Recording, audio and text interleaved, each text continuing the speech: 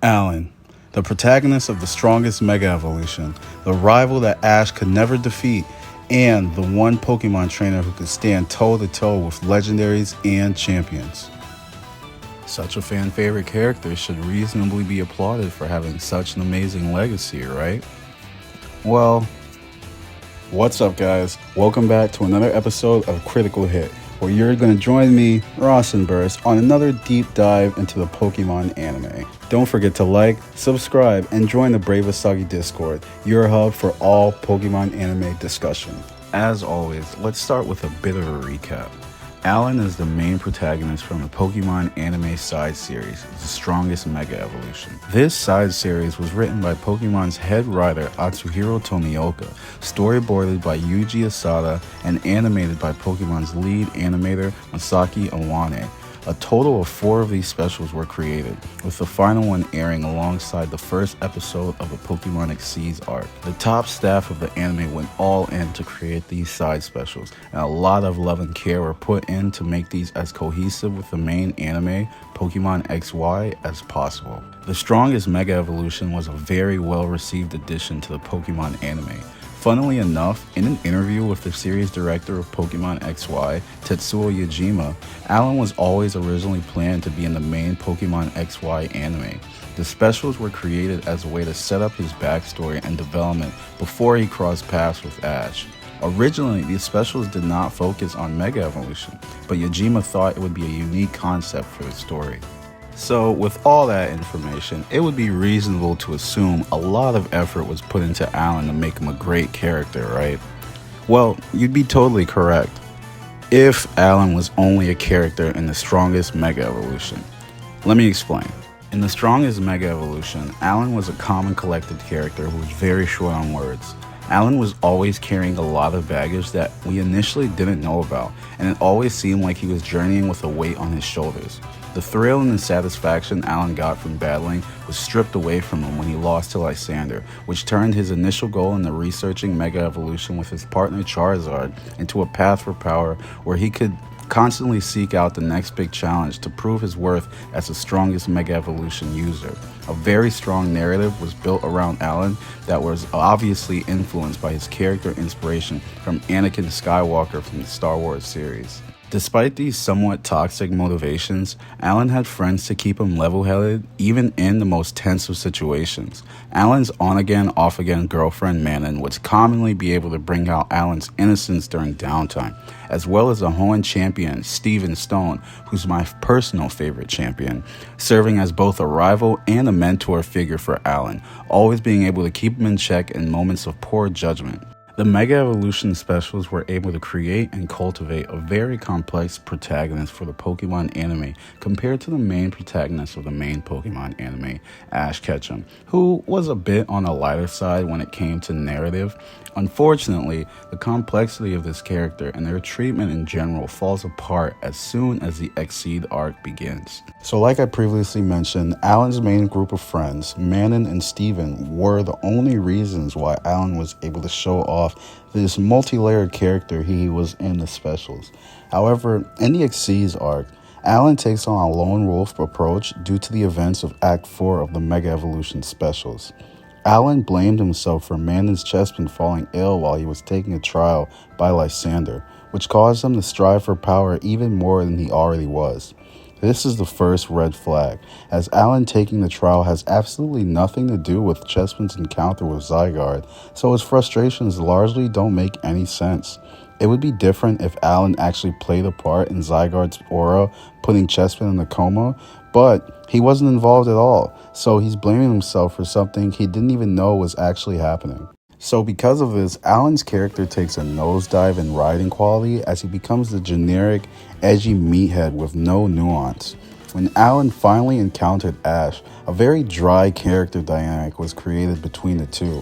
While Ash saw Alain as another trainer that he wanted to defeat, Alain wanted to defeat Ash, who owned a Greninja that could undergo the bond phenomenon that was similar to Mega Evolution.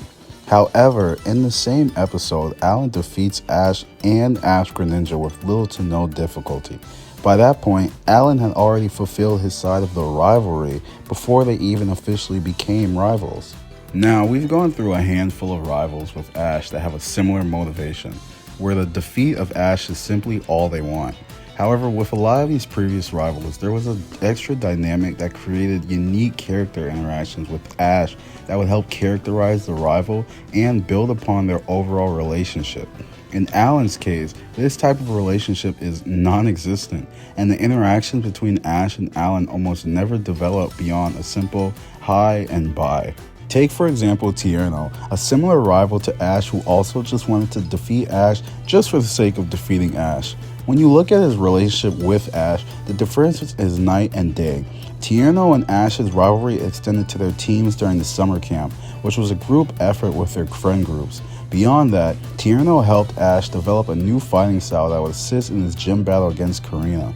Later on, Ash would return Tierno's kindness when he assisted with Tierno's own training and rescue of Raichu and War Turtle. This friendship would extend even further when Tierno agreed to help assist Serena with her showcase woes, and likewise, Ash helped him for his rematch against Olympia.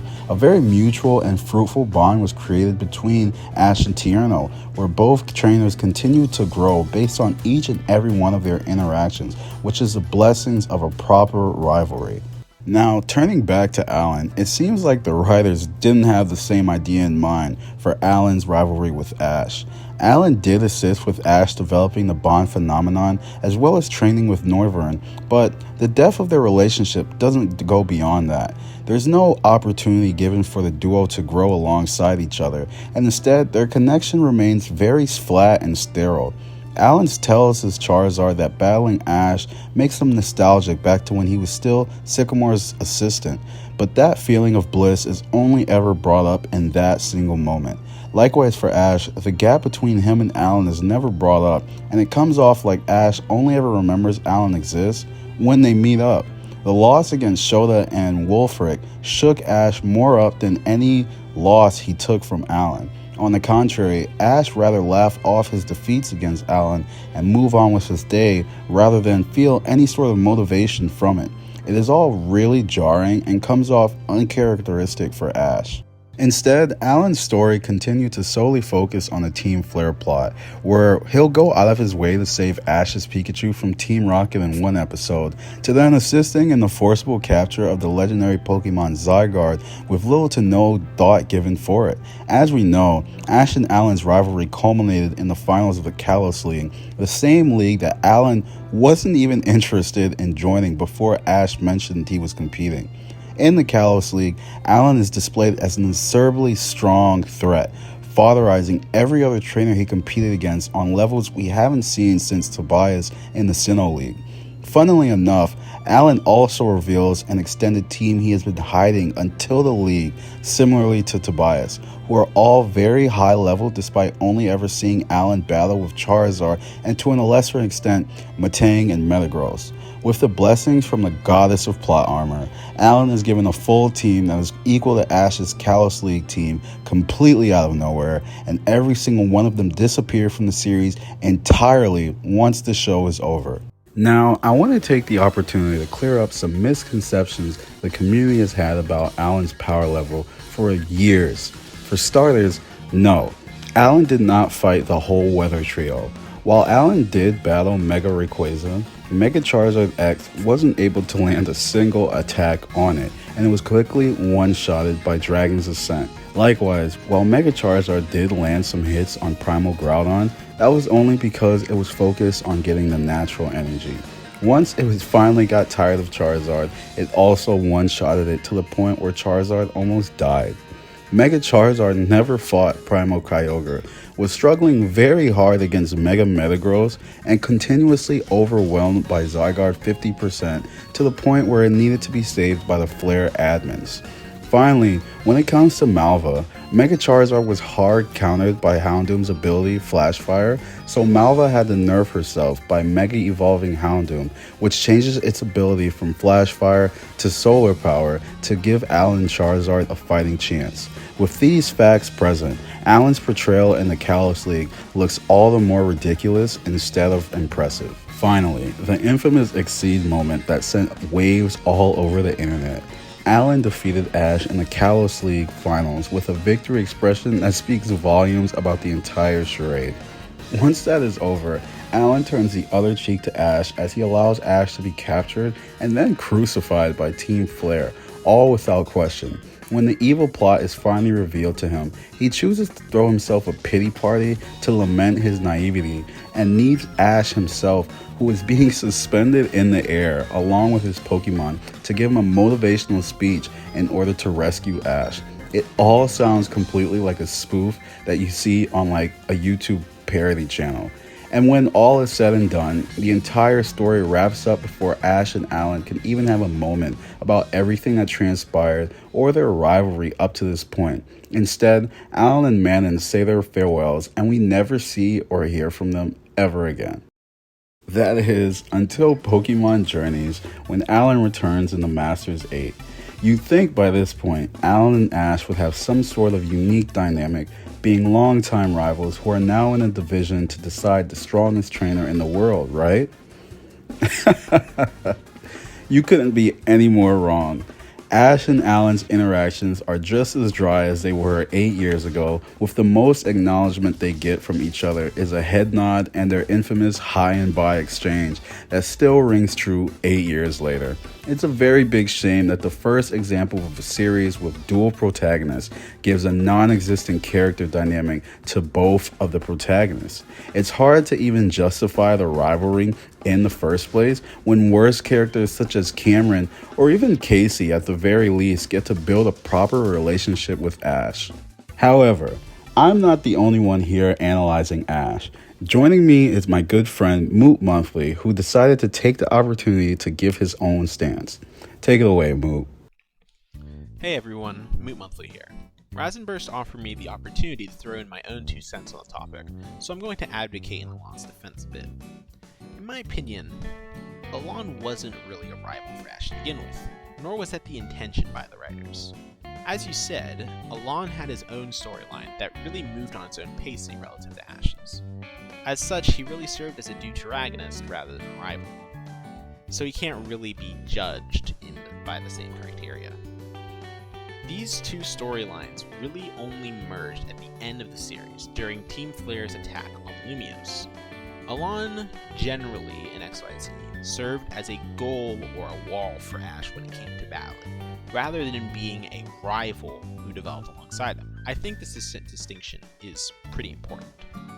I feel that Alain not having that deep of a relationship with Ash is actually a positive thing in this regard. It makes his victories over Ash during the course of xy&z feel more impactful and out of nowhere compared to most rival battles, which added depth to the world. Sure, it wasn't really that fun to see him lose all the time, but we really did get a sense of Ash's progression with Ash-Greninja over the course of each battle. Something similar to Alain would be Tsurugi in Pokemon Journeys, who became infamous among the fandom for one-shotting a legendary Pokemon. Leon also played this wall role in the same series. He was already at his strongest when he was introduced in Journeys. As such, he wasn't really considered a rival either, just a final opponent.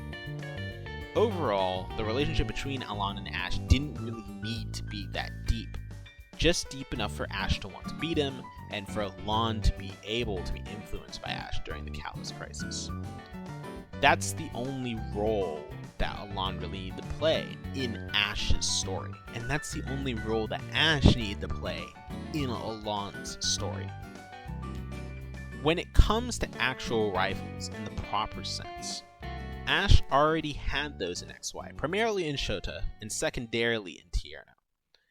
Having Alain serve as yet another rival developing alongside Ash would have overloaded the already jam-packed plot progression of XYZ, which some people already treat as a criticism of the series. As such, Alain is a more unique form of a final opponent than usual, and I appreciate that. Anyway, that's my 2 cents. Thanks to Rasenburst for having me on. Appreciate it, bro. But before we wrap things up, we have one more thing to talk about. So I have a friend named Pals, and he's currently on a mission to find a lost piece of merchandise for the very character this video is about, Alain. So Back in 2014, there was a lottery given to promote the Mega Evolution specials, and one of the prizes was an Alain body pillow. So only 30 of these were ever made, and little information exists of them online. So if you have any information yourself, or if you own the body pillow and looking to get it off your hands, please leave a comment below or join my Discord and shoot me a message. Thank you. And that'll be it. Thank you guys so much for joining me on another episode of Critical Hit. Don't forget to like and subscribe if you enjoyed the content, and if you want to see more, hope you're here back for next week as we dive into another good topic. I'm Rosenberg, and I'm signing off. Have a good one and take care.